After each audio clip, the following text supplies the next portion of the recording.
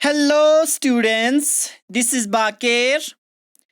Welcome to the third lecture of Colonialism and the City, the Story of an Imperial Capital. इस lecture में हमारा topic होगा the making of New Delhi. Last lecture की मदद से हमने देखा कि जो colourful wall poetry and dance है यूजुअली इंजॉय करता था ओनली बाय मैन। इसके अलावा सेलिब्रेशंस एंड प्रोसेशंस जो है अक्सर सीरियस कॉन्फ्लिक्ट्स पर ही लेट किया जाता था। The making of New Delhi. In 1803, the British gained control of Delhi after defeating the Marathas. 1803 में ब्रिटिश ने पूरे तरह से दिल्ली के ऊपर कंट्रोल किया, मराठास को उन्होंने डिफीट कर दिया। Since the capital of British India was Calcutta, उस समय जो ब्रिटिश का कैपिटल था वो था Calcutta. The Mughal Emperor was allowed to continue living in the palace complex in Red Fort। यानी जब उन्होंने दिल्ली के ऊपर कंट्रोल किया तो मुगल एम्पायरर्स जो है उनको अलाउ किया कि जो है आप अपनी पैलेस कम्प्लेक्स रेड फोर्ट में रह सकते हैं।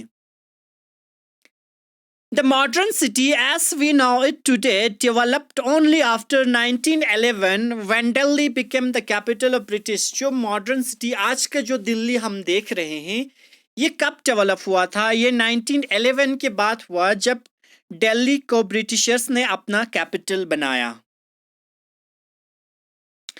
डिमोलिशिंग ए पास्ट। अब किस तरह से ब्रिटिशर्स ने हमारे पास्ट को डिमोलिश कर दिया, खत्म कर दिया। Before 1857, developments in Delhi were somewhat different from those in other colonial cities। 1857 से पहले जो डेवलपमेंट्स था दिल्ली में वो दूसरे जो कॉलोनियल सिटीज थे उनसे काफ़ी अलग था। In Madras, Bombay and Calcutta, the living space of Indians and British were sharply separate। जो मद्रास, बॉम्बे और कलकत्ता थे वहाँ पे इंडियंस और ब्रिटिशर्स के बीच में जो रहने की जगह था उनमें काफ़ी अंतर था, काफ़ी सेपरेशन था, यानी शार्पली एक डिफरेंस हमें नज़र आ रहे थे। वो क्या था? Indians lived in the black areas while the British lived in well out white areas. Indians जो है वो ब्लैक एरियाज में रहता था और जो ब्रिटिशर्स है वो वाइट एरियाज में रहते थे। नाम से ही हमें पता चल रहा है, ब्लैक मतलब बहुत सारे गंदगी एरियाज होते थे, वाइट मतलब साफ सुथरा एरियाज, यानी ब्लैक्स एरियाज में ब्लैक लोग यानी इंडियंस रहता था और वाइट में जो है ब्रिटिशर्स रहते थे। हमें नाम से ही पता चल रहा है। In Delhi specially in the first half of 19th century, Delhi खास तौर से first half of 19th century में the British lived along with wealthier Indians in the walled city. 19th century की जो फर्स्ट हाफ है वहाँ पे हमें ये चीज़ देखने को मिला कि ब्रिटिशर्स जो है इंडियंस के साथ रहना शुरू कर दिया वैलिड सिटी में। लेकिन क्वेश्चन आता है आखिर किस तरह के इंडियंस थे? दे वर द वेल्दी इंडियंस, यानी जिनके पास बहुत ज़्यादा माल दौलत थी, जो वेल्दियर थे उनके साथ रहना स्टार्ट कर दिया, उनके साथ ही वैलिड सिटी में। The British learned to enjoy Urdu, Persian culture and poetry, participate in local festivals। जो ब्रिटिशर्स थे उन्होंने उर्दू सीखा, पर्शियन सीखे, पोइट्री सीखा, साथ ही साथ उन्होंने लोकल फेस्टिवल्स में भी पार्टिसिपेट करना स्टार्ट कर दिया।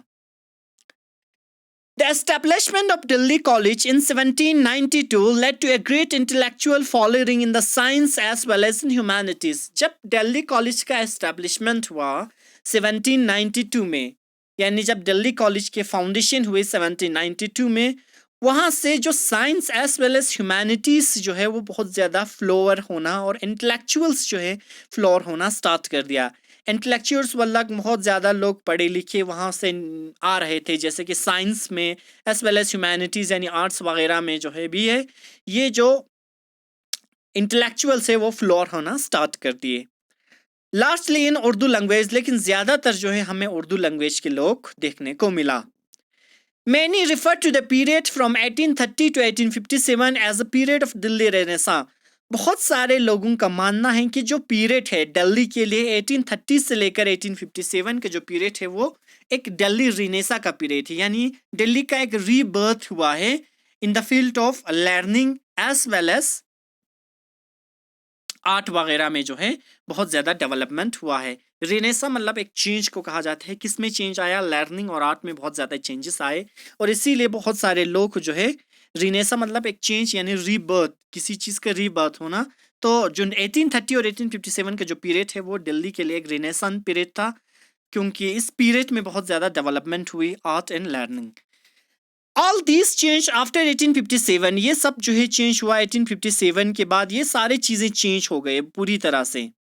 During the revolt, during the revolt that year, as you have seen, the rebels gathered in the city and persuade Bahadur Shah to become the leader of the uprising.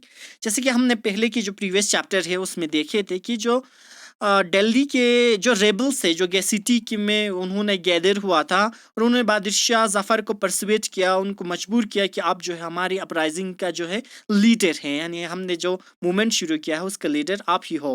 Delhi remind under the rebel control for 4 months। ये कहा जाता है कि दिल्ली 4 महीने के लिए जो है रेबल्स के हाथों में रहा, यानी जो अपराइजर्स थे उनके हाथों में दिल्ली 4 महीने के लिए रहा। When the British regained the city, जब ब्रिटिशर्स ने दिल्ली पे दिल्ली के ऊपर दोबारा उन्होंने कंक्योर किया, दिल्ली के ऊपर उन्होंने दोबारा कब्जा किया, they embarked on campaign revenge and plunder। उन्होंने बहुत सारे कैंपेन्स जो है शुरू किए ताकि बदला लें और साथ में प्लंडर भी करें, दिल्ली को लूट लें। The famous poet Ghalib witnessed events of that time. जो फेमस पोइट है गालिब, मिर्ज़ा गालिब, बहुत सारे लोग अच्छी तरह से जानते हैं, जो खास तौर से जो उर्दू के सब्जेक्ट से बिलोंग करते हैं वो लोग तो बहुत अच्छी तरह से जानते हैं। तो गालिब जो है उस समय विटनेस था, यानी जब ये सारी चीज़ें हो रहे थे तो गालिब जो है उसी टाइम मौजूद था, तो उन्होंने इन सारे दोर्स जो है देखे थे। तो इसलिए गालिब का मानना है, this is how describe it resacking of Delhi in 1857। Ghalib अपने लफ्ज़ में वो लिमेंट कर रहा है, वो हमें बता रहा है कि किस तरह से दिल्ली को रिसैकिंग किया गया, किस तरह से दिल्ली को गिरा दिया गया, दिल्ली को ख़त्म किया गया 1857 के बाद। अब गालिब क्या कहता है? गालिब का जो बोर्ड्स है वो बहुत ज़्यादा इंपॉर्टेंट है। When the angry Lions the British entered the town they killed the helpless. यानी जब जो एंग्री लायंस कहने का मतलब है ब्रिटिशर्स को कह रहा है, यानी जब ब्रिटिशर्स इंटर किया किस में, टाउन की तरफ, दिल्ली के सिटी में इंटर हुआ, द किल्ड द हेल्पलेस, उन्होंने हेल्पलेस को मार दिए, यानी गरीबों को मार दिया। बर्न हाउसेस, उनके हाउसेस को जला दिए। Hordes of men and women, commoners and noblemen poured of Delhi from 3 gates। जो हुजूम था मैन और वुमेन की, आम लोगों की या नॉबल मैन की, उन सबको दिल्ली से बाहर कर दिया। दिल्ली के जो मेन 3 गेट्स थे वहाँ से सबको बाहर कर दिया। And took shelter in small communities and towns outside Delhi. और जब उनको निकाल दिया गया दिल्ली से तो उन्होंने शेल्टर जो लिया वो स्मॉल कम्युनिटीज़ में जाकर लिया, जहाँ दिल्ली के बाहर जो टोम्स है उनमें, और जो छोटे छोटे शेल्टर या झोंपड़ी वगैरह थे वहाँ पे जाके उन्होंने रहना स्टार्ट कर दिया, क्योंकि इन सब को जो है मार दिए, हाउसेस को जला दिया, और जो बचे कुचे लोग थे उनको दिल्ली से, जो दिल्ली के 3 गेट्स उनसे वहाँ से निकाल दिया गया। To prevent another rebellion, the British exiled Bahadur Shah to Burma. Now Myanmar dismantled his court, razed the several places, closed down the gardens and built barracks for troops in their place. इस तरह के rebellion, इस तरह की बगावत future में ना हो, इसके लिए ब्रिटिशर्स ने एक बहुत बड़ा कदम उठाया। वो क्या था कि बहादुर शाह जफ़र को एग्जाइल कर दिया, बर्मा बेच दिया, जो कि आजकल म्यांमार हम कहते हैं। इसके कोर्ट को डिसमेंटल कर दिया, कोर्ट को ख़त्म कर दिया।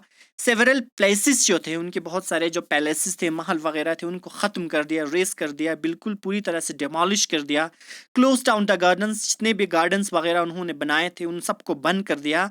And build barrack of troops in their places, उनकी जगह पर उन्होंने बहुत सारे बैरक्स यानी हज़ारों की तादाद में ट्रूप्स जो है उनके ऊपर रखना स्टार्ट कर दिए। यानी जितने भी प्लेसेस थे, पैलेस थे, उनको गिरा दिया और वहाँ पे ट्रूप्स रखना स्टार्ट कर दिया। जितने भी गार्डन्स थे उनको बंद कर दिया और वहाँ पे अपने ट्रूप्स के लिए जगह बनाया उन्होंने रहने के लिए।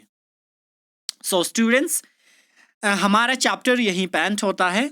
आपको क्या करना है, इन सारे लेक्चर्स को बार बार रिपीट करके जो है आपको देखना है। साथ में अगर हो सके तो लेक्चर्स को डाउनलोड करो, अपने पास रखो, जब भी ज़रूरत पड़े तो इन सारे लेक्चर्स को बार बार रिपीट करके आपको देखने हैं। So students, thank you so much. मिलते हैं नेक्स्ट लेक्चर में एक नया टॉपिक के साथ। तब तक के लिए bye bye, have a good day.